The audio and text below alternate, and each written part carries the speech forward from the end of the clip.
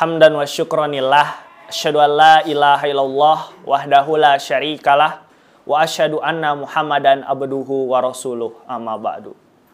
Sahabat Adzikro yang sama-sama mengharap ridho Allah Subhanahu wa taala. Pada bahasan kali ini kita akan membahas tentang pendidikan sholat bagi anak. Rasulullah Shallallahu Alaihi Wasallam bersabda, "Muru auladakum bis sholati wahum abna'u sab'in sinin, wadribuhum alaiha wahum abna'u ashrin, wa farriqu bainahum fil madoji." Suruhlah anak kalian sholat ketika berumur 7 tahun, dan kalau sudah 10 tahun meninggalkan sholat, maka pukullah ia, dan pisahkanlah tempat tidurnya antara anak laki-laki dan anak perempuan. Di sini Rasulullah memberikan isyarat bahwasanya pendidikan sholat itu dimulai ketika anak berusia 7 tahun. Dan ketika 10 tahun masih juga belum sholat, maka pukullah ia. Hal ini sejalan dengan firman Allah di surat Luqman ayat yang ke-17. Ketika Luqman memerintahkan anaknya, atau ketika Luqman memberikan seruan kepada anaknya, "Ya bunayya aqimis sholah." Wahai anakku, dirikanlah sholat. Jadi di sini sholat menjadi hal yang sangat penting sekali ketika seorang anak berusia 7 tahun. Bagaimana pendidikan sholat ini merupakan implementasi dari pendidikan tauhid yang sudah kita lakukan. Ada beberapa hal yang bisa kita perhatikan. Mengapa 7 tahun itu wajib kita memberikan pendidikan sholat kepada anak? Mari kita sama-sama tinjau dari sisi psikologis. Prof. Ahmad Tafsir mengatakan bahwasannya pendidikan sholat ini sangat penting.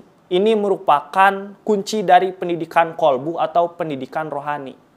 Bagaimana sholat itu merupakan bentuk ketaatan kita kepada Allah. Sholat itu bentuk bagaimana penghambaan diri kita kepada Allah. Makanya ini harus ditanamkan sejak dini. Karena banyak sekali orang di luar sana tidak terbiasa melakukan sholat. Karena apa? Bisa jadi ketika kecilnya itu mereka tidak terbiasa untuk sholat. Makanya di sini sangat penting sekali melakukan pembiasaan sholat di umur 7 tahun. Karena di usia 7 tahun ini, anak ini ada beberapa hal yang perlu diperhatikan.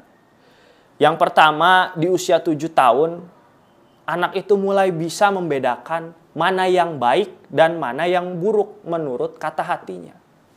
Ketika kita menanamkan nilai-nilai sholat, ketika kita menanamkan pendidikan sholat, itu secara otomatis akan bisa membuat anak membedakan baik dan buruk.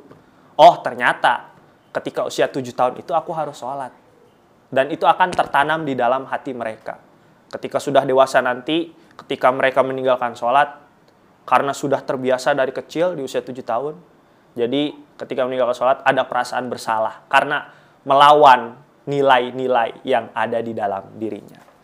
Yang selanjutnya di usia 7 tahun itu, anak itu mulai bisa berpikir, mulai bisa memfungsikan rasionalitasnya. Anak mulai bisa memfungsikan logika berpikirnya. Nah, di sini kita berikan alasan-alasan kenapa sholat itu wajib, kenapa sholat itu harus dilakukan. Kita kasih tahu orang yang melakukan sholat akan mendapatkan ganjaran apa dari Allah. Orang yang meninggalkan sholat akan mendapatkan hukuman dari Allah. Kita beritahu informasi itu supaya anak punya informasi. Kalau aku sholat, aku bisa dapat pahala dari Allah. Kalau enggak, aku nanti masuk neraka. Nah, itu supaya anak bisa seperti itu. Yang selanjutnya, ini anak itu taat kepada apa yang orang dewasa perintahkan. Ketika orang tuanya, ibu atau bapaknya itu memerintahkan dia sholat, pasti dia akan melaksanakan. Karena dia merasa ini adalah hal yang baik yang harus dia lakukan.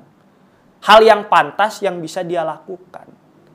Maka dari itu, peran orang tua di sini sangat penting sekali untuk bisa memberikan pendidikan sholat. Itu alasan kenapa 7 tahun harus mulai dibiasakan sholat. Dan ketika usia 10 tahun, ketika masih belum sholat, dia harus dipukul. Kenapa demikian?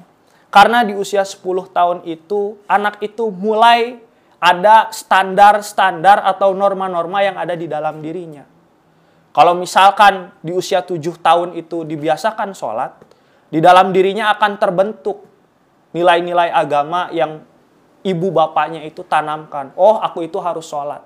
Jadi, ketika anak 10 tahun itu sholat, bukan karena disuruh orang tuanya lagi, tapi karena sudah terbentuk di dalam dirinya, kecerdasan emosional yang ada di dalam dirinya, itu terbentuk dari usia 7 tahun. Makanya di sini, sebelum menginjak usia 10 tahun, kita tanamkan kebiasaan-kebiasaan baik, yaitu dalam hal ini adalah pendidikan sholat.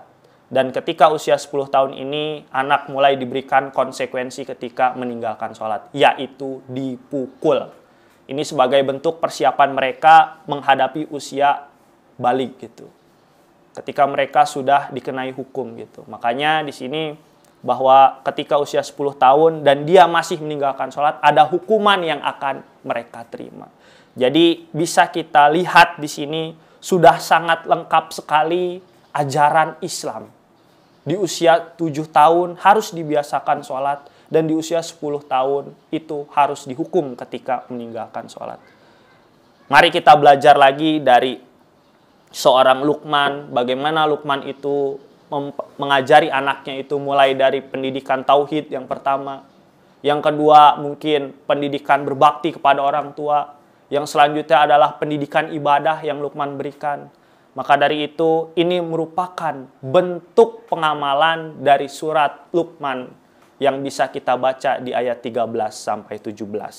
Terutama yaitu pendidikan sholat. Ya bunaya aqimis sholah. Wahai anakku, dirikanlah sholat.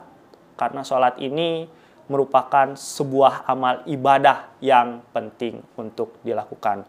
Semoga ini bisa menjadi pelajaran bagi kita semua, sebagai orang tua atau sebagai nantinya yang akan menjadi orang tua, para pemuda tentunya ini menjadi sebuah titik tekan atau garis yang perlu kita perhatikan. Semoga ini bermanfaat bagi saya pribadi dan juga bagi para sahabat Az-Zikro semua dimanapun berada yang ada di Indonesia maupun di seluruh dunia. Terima kasih atas waktunya, semoga ini bisa menjadi hal yang bermanfaat ketika kita menjalani ibadah Ramadan. Mungkin itu saja yang dapat saya sampaikan. Rabbana atina fid dunya hasanah wa fil akhirati hasanah wa qina adzabannar. Aqulu qouli hadza wa astaghfirullah li wa lakum. Wassalamualaikum warahmatullahi wabarakatuh.